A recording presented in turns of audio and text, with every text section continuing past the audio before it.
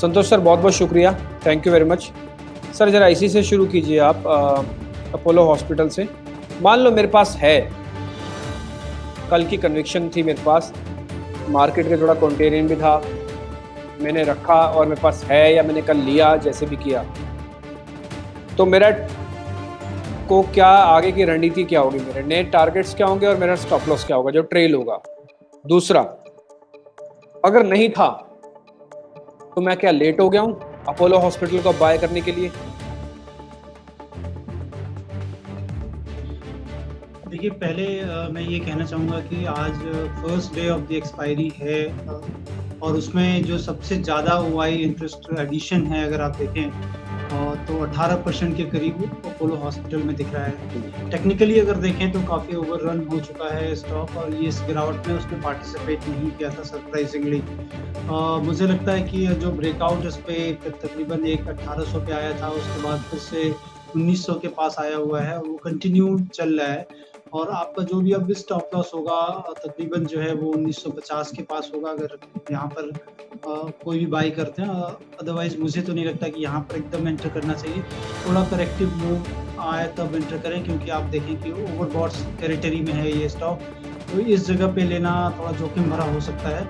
Otherwise जो है F&O में के जो भी पार्टिसिपेंट हैं वहाँ पर देखने की कंटिन्यूअस जो है इसमें ओआई एडिशन होते जा रहा है, और प्राइस राइज भी है इस स्टॉक में, तो थोड़ी सावधानी के साथ रहें। 1950 के पास का ही एक स्टॉप लॉस लगाना चाहिए। ठीक है, जिनके पास है उनको तो 1950 का एक स्टॉप लॉस लगाना है, और जिनके पास नहीं है उनको किसी डिप का वेट करना है। डिप आ जाए तो फिर देखते हैं, अगर 1950 अगर वो भी अपना स्टॉप लॉस रखना चाहें तो डिप में वो भी एक बार देख सकते हैं।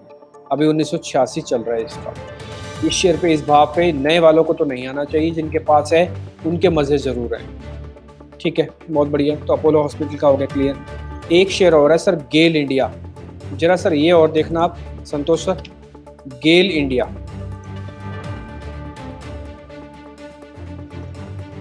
ये चार्ट में अगर देखें तो बहुत प्रॉमिसिंग नहीं है। मार्केट जब बढ़ भी रहा था तो भी इसमें बहुत ज़्यादा लैकलस्टर मूवमेंट है, और प्राइस वॉल्यूम एक्टिविटी काफ़ी कम थी। उस लिहाज से मुझे लगता है कि ये स्टॉक को ओवरऑल अवॉइड करना चाहिए। लेकिन करंटली अगर बात करें तो लास्ट के 3 दिन मतलब इंक्लूडिंग आज जो है, इसमें देखें कि गिरावट रुकती हुई सी लग रही है, और इसमें कोई भी उछाल अगर आता है 86 के ऊपर, तो मुझे लगता है कि इसमें एक मोमेंटम आ सकता है। उस लिहाज से आप अगर इसमें बने हुए हैं तो 86 के ऊपर और थोड़ी सी पोजीशन ले सकते हैं। अदरवाइज बहुत ज़्यादा प्रॉमिसिंग ये स्टॉक मुझे नहीं लगता। संतोष सर हमारे साथ है, जिनसे हम बातचीत करेंगे, आगे बातचीत होगी। संतोष सर, एक शेयर है मैरिको। मैरिको पे एक बार आपका अपना व्यू क्या है सर?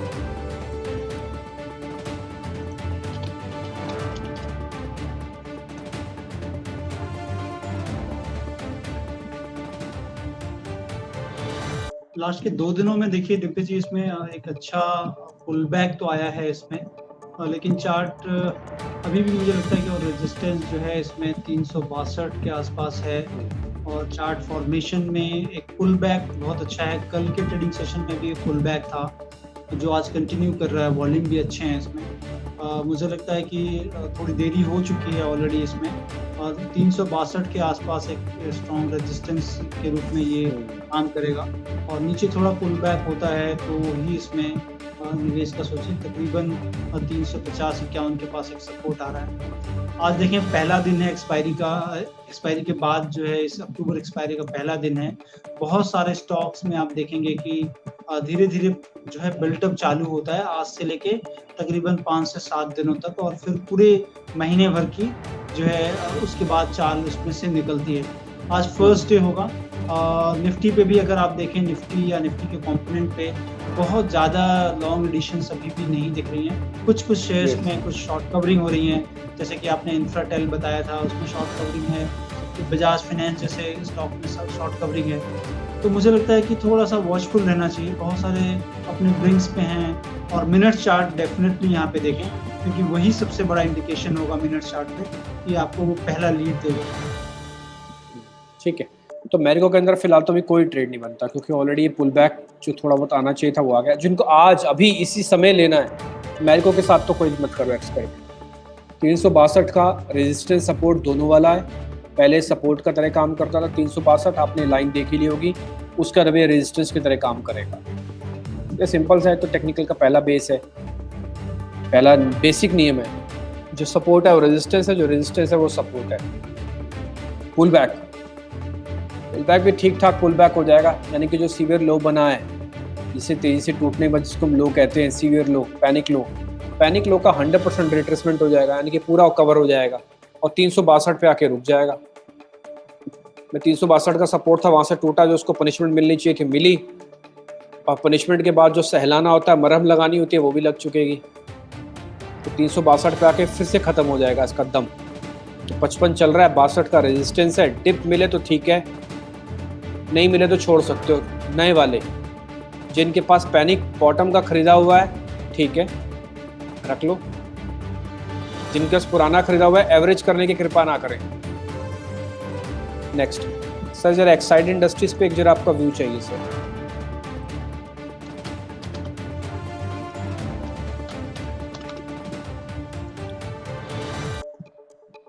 साइड में आप देखें कि double bottom formation daily chart में है, और डबल बॉटम फॉर्मेशन के पास ही स्टॉक जो है ट्रेड हो रहा है, और तकरीबन 153, 50, 60 के पास डबल बॉटम फॉर्मेशन बने हुए हैं इसमें। और हो सकता है कि पुल बैक का एक कैंडिडेट ये हो सकता है, काफ़ी पोटेंशियल है इसमें, क्योंकि आप देखें लास्ट के 4 दिनों में भी उस लेवल के नीचे नहीं गया है। बार बार जैसे वहाँ पे एक पॉइंट इफेक्ट आता है ना, तो बॉटम हम उसी से आइडेंटिफाई करते हैं कि जहाँ भी आप अगर जैसे कि पानी में आप कुछ भी फेंको और वहाँ से ऊपर वो आना चालू होता है, सिमिलर काइंड ऑफ एक्टिविटी जो है इस स्टॉक में भी दिख रही है। तो 153, 53, 50 ये जो लेवल है इसमें काफ़ी इंपॉर्टेंट है, और वहाँ से बार बार इसमें एक पुल बैक आ रहा है। ओवरऑल कैरेक्टर की बात करें, चाल की बात करें इस स्टॉक की, तो उसमें आप देखेंगे कि काफ़ी माइल्ड रहता है चाल इसकी। बहुत ज़्यादा ऐसा बहुत कम इंस्टेंसेस होते हैं कि ये 5% से ऊपर चलता हो स्टॉक।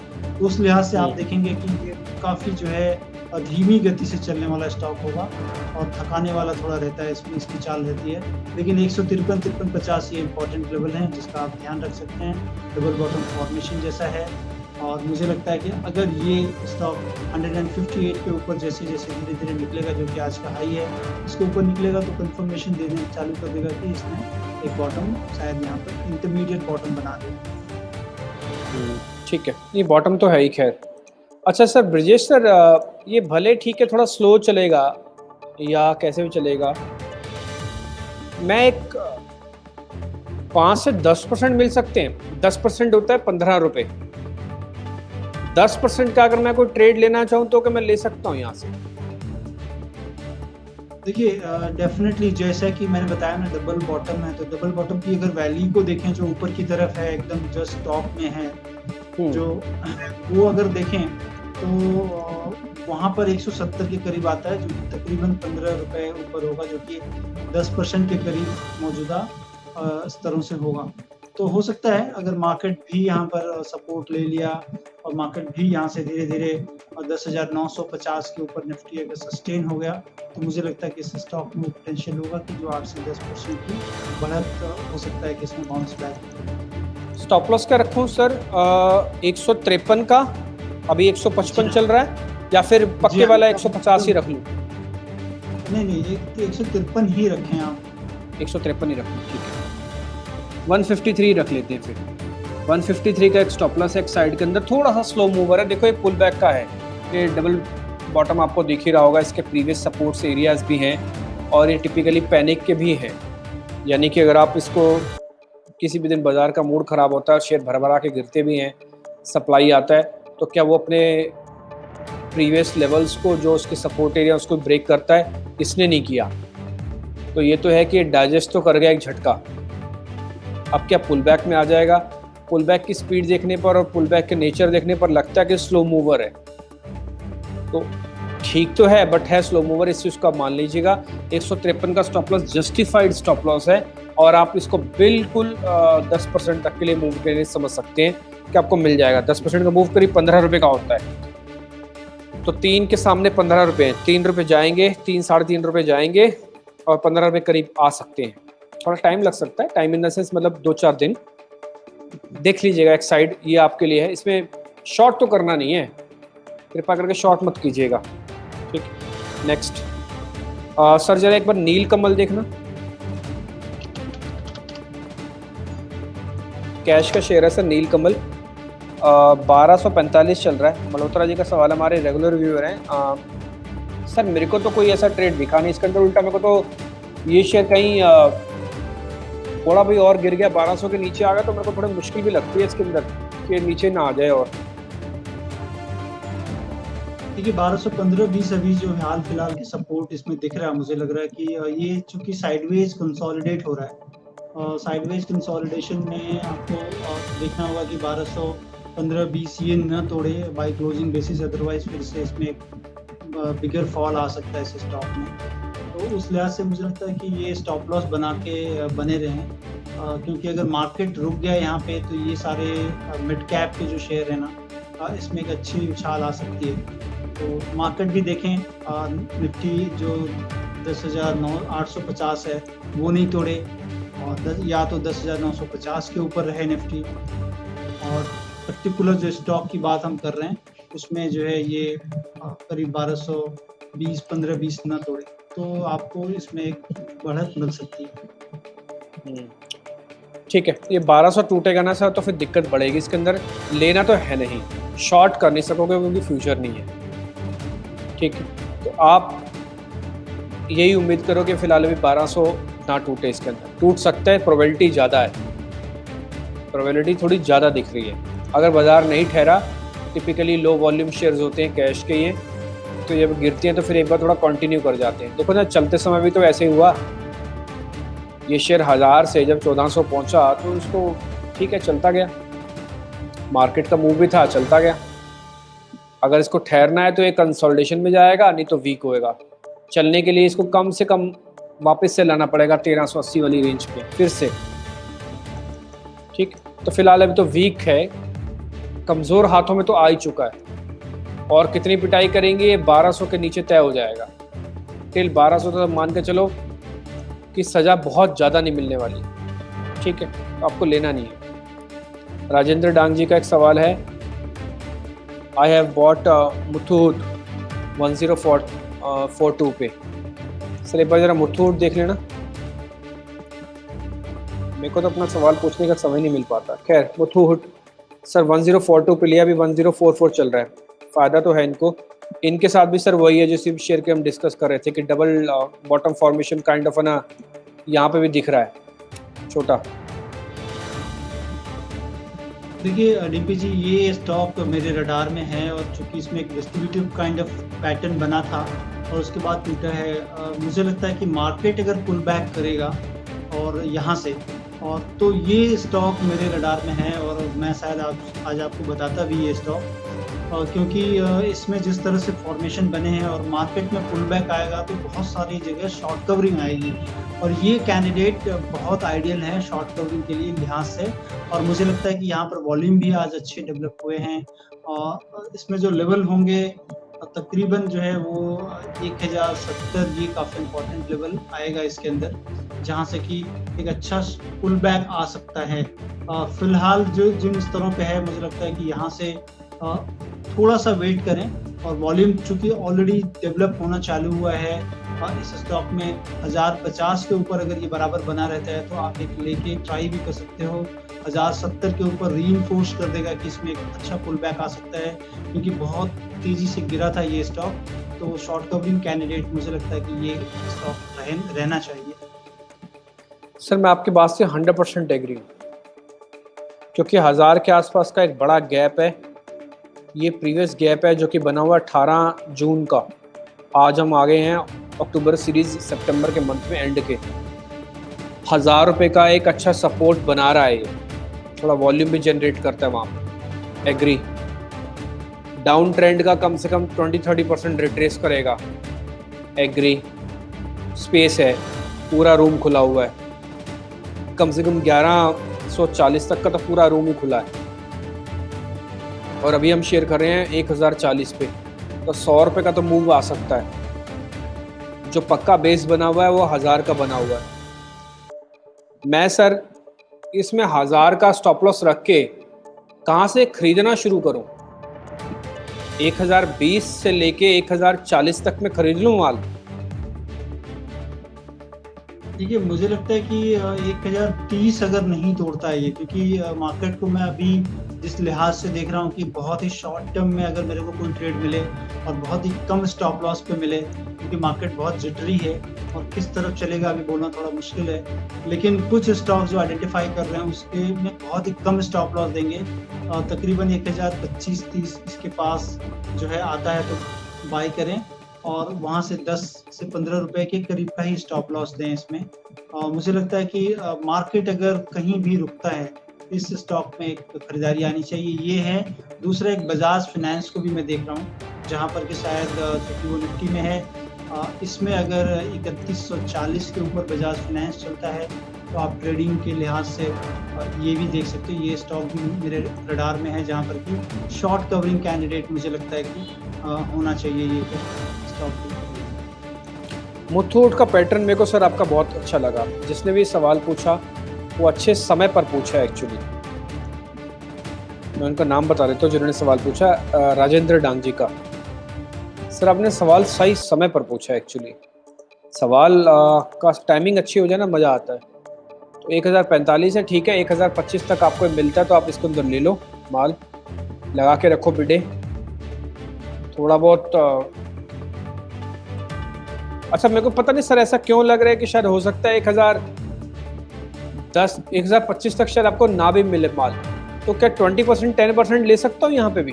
थोड़ा बहुत लेना चाहता हूँ, चलो 20% तो अलाउ करो। हाँ, डेफिनेटली आपको अगर, क्योंकि आप प्री एम्प्ट होकर हम मार्केट के मूव को पकड़ना चाहें तो हमको थोड़ा सा डेफिनेटली लेना चाहिए। और आज पहला दिन होगा मार्केट के फॉल के बाद, मार्केट भी थोड़ी संभलने की कोशिश कर रहा है, तो प्री एम्प्ट मूव में थोड़ा सा क्वांटिटी लेके आप ट्राई डेफिनेटली कर सकते हैं। ठीक है, डन सर। ओके, तो 1045 पे 20-30% अभी लो, 1025 तक लेते रहो और 1000 के आसपास का अपना एक स्टॉप लॉस रख लो। मुथूट के अंदर गैप है, सपोर्ट है, चल सकता है, पुल बैक का सौदा है, अच्छा रूम बाकी है, सब कुछ ठीक है। सर इंट्राडे का चार्ट एक बार जरा HUL का खोलिएगा आप और जरा देखना सर HUL के अंदर क्या इंट्राडे में कुछ पोजीशंस ली जा सकती है। हमारे एक व्यूअर है वो पता करना चाहते हैं, हालांकि शेयर को हम डिस्कस कर चुके हैं, बट फिर भी 2125 चल रहा है, पुल बैक अच्छा स्ट्रॉन्ग आया, मूव आया। ये दिया था हमको रोहित शिंगरे ने कल, और कल से लेकर आज तक में अच्छा मूव आ गया इसके अंदर। अब इसमें थोड़ा ध्यान रखना होगा कि 2100 के पास जो है इसमें एक रेजिस्टेंस आ रहा है, तो सीलिंग रेजिस्टेंस है लास्ट के मतलब 4-5 दिनों में। अगर आप देखेंगे, आप एक हॉरिजॉन्टल लाइन जस्ट थोड़ा सा ऊपर ड्रॉ करेंगे, देखेंगे और वहाँ पर एक रेजिस्टेंस आ रहा, सीलिंग रेजिस्टेंस है, वो 2100 के पास है। डेफिनेटली इसमें एक पुल बैक जो है कल के मार्केट में हमने देखा था, और ये कंटिन्यू होगा। अगर हम ये आप ट्रेंड लाइन लगा रहे हो, मैं बोल रहा हूँ कि एक हॉरिजॉन्टल अगर आप लगाओगे ना, ये लास्ट के 3 दिनों की जो एक्टिविटी है, आप देखो हॉरिजॉन्टल पे वहाँ पर एक रेजिस्टेंस आ रहा है 2100 के पास। तो मुझे लग रहा है कि वो काफ़ी इम्पोर्टेंट होगा, जहाँ पर अभी है फिलहाल मौजूदा स्तरों पे, वहाँ से लेके तकरीबन 2110, 2100 ये लेवल होंगे जहाँ पर कि इसमें एक रेजिस्टेंस है। इसके 2110 के ऊपर अगर जैसे ही सस्टेन होता है, इसमें और भी पुल बैक की संभावना होगी, जहाँ से कि 50-60 रुपए आपको और मिल सकते हैं। यस, एग्जैक्टली वो जो आपने लगाया था ना, ये हाँ ठीक है। तो ये आप देखें यहाँ पर एक ये रेजिस्टेंस आपको इंट्राडे चार्ट पे हैं, और आपको ये सीलिंग रेजिस्टेंस हम जिसे बोलते हैं कि गिरने के बाद अगर जैसे ही आप चढ़ते हो तो वो एक रेजिस्टेंस है। अगर ये पार कर जाता है तो आपको फिर से इसमें एक मूव, चूँकि वॉल्यूम आपके पिछले के कई दिनों में वॉल्यूम भी अच्छे डेवलप हो रहे हैं कल से आज तक, तो मुझे लग रहा है कि ये स्टॉक रडार में डेफिनेटली रखना चाहिए। सर मैं एक छोटा सा काम कर सकता हूँ इसके अंदर। मान लो मैंने HUL का ही ट्रेड इंट्राडे ही ले रहा हूँ आज चलिए, 11:30 तो हो ही गई है, 3:30 बजे बाजार बंद हो जाएगा। मैं इसमें एक स्टॉप लॉस रखना चाहता हूँ। मेरे को आप 2 स्टॉप लॉस इंट्राडे का देना। पहला है 2097, अभी 2105 में चल रहा है, पहला पॉइंट 2097 का मेरा SL। ये नहीं देना चाहते तो 2093। इसके अलावा मेरे पास ना कोई और पास का स्टॉप लॉस मैं समझ नहीं पा रहा हूँ। आप इन दोनों में से कोई देना चाहते हो या फिर अपना भी कोई दे सकते हो स्टॉप लॉस? मैं इंट्राडे का ही स्टॉप लॉस चाहता हूँ इसके अंदर। देखिए इंट्राडे में डेफिनेटली आपने जो बताया ना 2092-93 ये इम्पोर्टेंट लेवल होंगे, वहाँ पर आप डेफिनेटली स्टॉप लॉस रखें, क्योंकि एक्सीलिंग रेजिस्टेंस है, कभी भी थोड़ा जंप ऑन कर सकता है। और फिर जब लेने की सोचें दोबारा, तो 2075 2070 इस जगह पे, जहाँ पर कि थोड़ा मूविंग एवरेजेस भी आ रहे हैं, तो वहाँ पर आप एक बार इसको दोबारा से री एंटर कर सकते हो, या वेट करो थोड़े, वहाँ पर मिले तब आप इसमें ठीक है। वैसे अगर जिनके पास आज खरीद लिया जिन्होंने इंट्राडे, तो वह बस ध्यान रखना 2092 2093 ना इम्पोर्टेंट एरिया है इसके लिए एज अ सपोर्ट, ये नहीं टूटना चाहिए आज, क्योंकि आज के लिए तो ले रहे हो आप, इंट्राडे तो कर रहे हो ना। तो जिनके पास भी इंट्राडे है 11:40 पे शेयर्स को देखने के बाद HUL का ऐसा लग रहा है कि एक बार 2093-92 ब्रेक नहीं होना चाहिए। तो इतना आप बचा गए ना, तो शायद हो सकता है आपको पुल बैक 30-40 रुपये का और भी मिल सकता है इंट्राडे वालों को। और बस सब कुछ कंडीशन अप्लाइड है, कंडीशन अप्लाइड वो है मार्केट। जब आप इस तरह का फॉल दिखाते हो ना, तो सब शेयर जो है मार्केट के अधीन हो जाएंगे कि वो क्या करता है, कि उसको और गिरना है या फिर उसको रुकना है। रुकेगा तो फिर शेयर अपनी अपनी स्पीड से ऊपर नीचे करेगा, ठीक है। तो सब कुछ मार्केट अधीन है, और वैसे भी तो इंडेक्स का ही शेयर है। तो आपको जो स्टॉप लॉस चाहिए था वो हमने दे दिया। ग्रेट। अच्छा, एक शेयर में सर आपसे, और अच्छा आपका कोई आपका कन्विक्शन वाला कोई शेयर है तो सर बताइए। मुथूट तो मैंने चलो आपसे पूछ ही लिया, इसके अलावा संतोष सर कोई ऐसा शेयर जिससे आपकी कन्विक्शन स्ट्रॉन्ग हो, आइदर शॉर्ट आइदर लॉन्ग, दोनों? देखिए, मार्केट चूँकि इन्फ्लेक्शन पॉइंट पे है, तो मुझे लगता है कि मुथूट, मैं जैसा पहले बताया कि मैं 2 स्टॉक सोचा था आपको बताने के लिए, उसमें मुथूट एक था, दूसरा बजाज फाइनेंस है। दोनों शॉर्ट कवरिंग कैंडिडेट मुझे लग रहे हैं, और मार्केट भी अगर 10,950 के ऊपर चलता है, तो इन दोनों स्टॉक में शॉर्ट कवरिंग आ सकती है। बजाज फाइनेंस 3140 के ऊपर देखें, और जैसे ही ये इसके ऊपर चलेगा, वहाँ पर लॉन्ग की सलाह होगी। सब कंडीशनल है, चूँकि मार्केट एक ऐसी जगह पे है जहाँ से बढ़ भी सकता है, या फिर से दोबारा इसमें मंदी आ सकती है, तो कंडीशनल होगा। और मुथूट फाइनेंस जो है, वो अगर 1065-70 के ऊपर चलता है, तो वहाँ पर एक अच्छा शॉर्ट कवरिंग आ सकता है। ये 2 स्टॉक हैं आज के। ठीक है sir, thank you very much Santosh sir, thank you very much, आज आपने समय दिया। एंड हैप्पी वीकेंड सर, अच्छे से आप एंजॉय कीजिए। बहुत बहुत शुक्रिया sir, thank you very much sir.